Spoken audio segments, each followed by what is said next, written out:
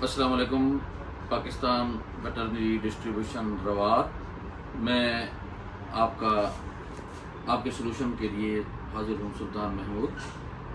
हम पहले डिस्कस करते रहे हैं जानवरों के मुख्तलिफ अद्वियात के बारे में और उनकी बीमारियों के बारे में। आज मैं आपको बताऊँगा जानवरों की पेचों के बारे में कि जानवरों को जब पेचस लग जाते हैं तो हमें क्या करना चाहिए।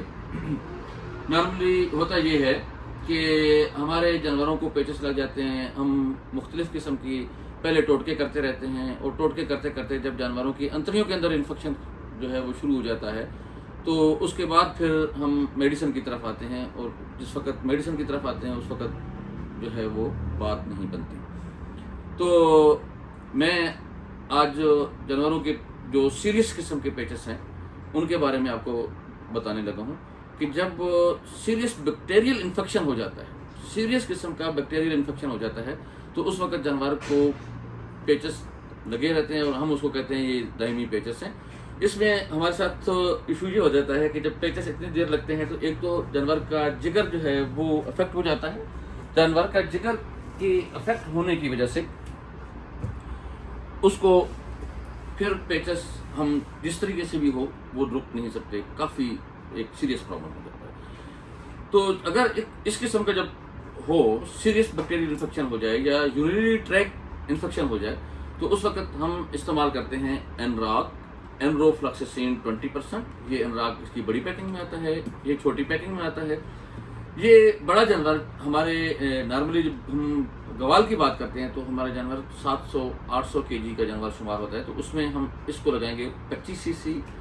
हम उसको आईएम करेंगे और उसके बाद तकरीबन आधे या पौने घंटे के बाद हम स्कोरनिल, बड़ा जानवर है तो उसको कम से कम 250 ml दवाई जो है वो स्कोरनिल की पिलानी है। 250 ml इसकी दवाई हम पिलाएंगे। ये 1 घंटे या पौने घंटे के वक्फे से हमने पिलानी है और उसके बाद फिर 12 घंटे के बाद हमने दोबारा ये डोज रिपीट करनी है। ये 25 सीसी हम लगा देंगे और फिर दोबारा जो ये बाकी की 250 ml दवाई बचेगी ये हम उसको पिला देंगे।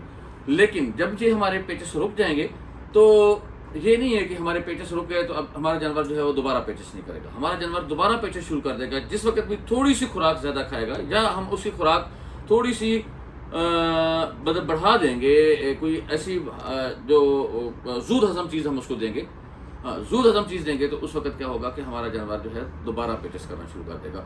तो उसके लिए हम एक और दवाई है हेपेटोविटो, ये कि इम्पोर्टेड दवाई है, ये जिगर के लिए बहुत ज़्यादा मुफीद है। हेपेटोविटो सिरप हम इस्तेमाल करेंगे।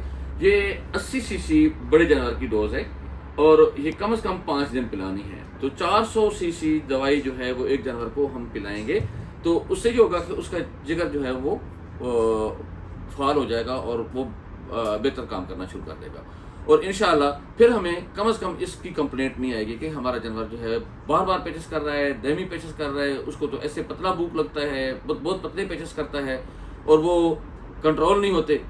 और मैं एक और बात इसमें ऐड करता चलूँ कि जब जानवर हमारा पेचस करना शुरू कर देता है तो अगर हम दूध वाले जानवर के ऊपर काम कर रहे हैं तो डेफिनेटली वो दूध कम कर देता है और फिर वो दूध वो बहाल होते करने के लिए हमें फिर नए टोटके लगाने पड़ते हैं। जब दो नए टोटके या नई चीज़ें हम लगाएंगे तो चूँकि उसका अंतड़ियों के अंदर इन्फेक्शन हो चुका होता है तो वो फिर वो बर्दाश्त नहीं कर पाता और उससे क्या होता है कि जानवर दोबारा पेचस करना शुरू कर देता है। अच्छा, तो आप ये बात बताएंगे कि अंग्रेज़ी ट्रीटमेंट लाजमी है या हर्बल ट्रीटमेंट इंसान करता रहे तो वो ज़्यादा बेहतर है? आप नॉर्मली मैं इसमें आपको एक ऐड ऑन कर दूं बात कि जो हम जानवरों को पहले मैंने एक आइट्रोनिल इंजेक्शन बताया था।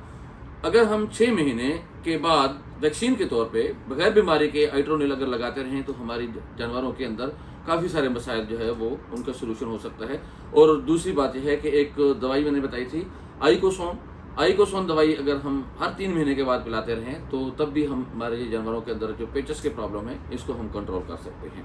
जो आपने बात की है कि जी देसी दवाइयों की जो एफिकेसी है उसके बारे में मैं बिल्कुल इख्तलाफ नहीं करूंगा। इससे पहले कभी भी अंग्रेजी दवाइयाँ नहीं होती थी, देसी दवाइयाँ ही लोग इस्तेमाल करते थे, लेकिन वो उस वक्त तक होता है जब बात कंट्रोल में हो। जब कहते हैं कि जब मुख्तार गल बच जाए तो फिर अंग्रेजी दवाई के बगैर गुजारा नहीं होता। सही, बहुत शुक्रिया। और ये बताएं, ये इम्पोर्टेड दवाइयाँ हैं या क्या? ये हमारे पास जितने भी साल्ट हैं माशाल्लाह इंटरनेशनल फार्मा लीग के तमाम साल्ट जो है वो इम्पोर्टेड है और ये सारे के सारे साल्ट सिर्फ जहाँ पे पैक हो रहे हैं उनकी यहाँ पे पैक होते हैं, तो इस वजह से ये सस्ते। अच्छा, यहाँ पे पैक होने से मुराद कहाँ पे? पाकिस्तान लाहौर में। लाहौर। हाँ, पाकिस्तान लाहौर में ये पैक होते हैं, तो उसकी वजह से इनके ये सस्ते पड़ते हैं क्योंकि पैकिंग यहाँ पे होती है, तो पैकिंग का खर्चा हमें बढ़ जाता है। और दूसरी बात ये है कि चूँकि जब छोटे आइटम को हम वहाँ से इंपोर्ट करेंगे तो डेफिनेटली पर आइटम कास्ट बढ़ जाती है, और यहाँ पे एक तो पैकिंग मटेरियल जो है वो पाकिस्तानी होगा और लेबर पाकिस्तानी होगी, तो हमें डेफिनेटली ये चीज़ें सस्ती पड़ती हैं। अब ये शकोरनिल है, तो ये तमाम पेट्सों की जो दवाइयाँ हैं या एंड्रोफ्लॉक्सासिन 20% है, तमाम बाकी कंपनीज की जो मेडिसन है उनसे ये सस्ती तरीन मेडिसन है। और ये हेप्टोवीटो जो है ये कहाँ? हेपेटोवीटो ये पाकिस्तान में भी इसके इंड्यू आ रही हैं, लेकिन मेरा यकीन क्योंकि हेपेटोवीटो के ऊपर है और मैं हमेशा अपने फार्मर्स को हेपेटोवीटो का मशवरा देता हूँ और यही इस्तेमाल करवाता हूँ, तो उससे जो होता है कि आपके जानवर जो है वो खाना पीना भी सही कर देते हैं और उसके अलावा उसका जिगर जो है वो पहले से ज़्यादा तेज़ काम करना शुरू कर देता है। अच्छा, आप अपनी लोकेशन दोबारा बता दें। हमारी लोकेशन है ये GT रोड के ऊपर रवात से जैसे आप निकलते हैं मंदरा की तरफ आप मूव करते हैं या लाहौर की तरफ आप मूव करते हैं, तो लेफ्ट साइड पे करके अटामिक कॉलोनी का गेट आता है, उससे थोड़ा पहले बेसमेंट में हमारी लोकेशन। बहुत शुक्रिया।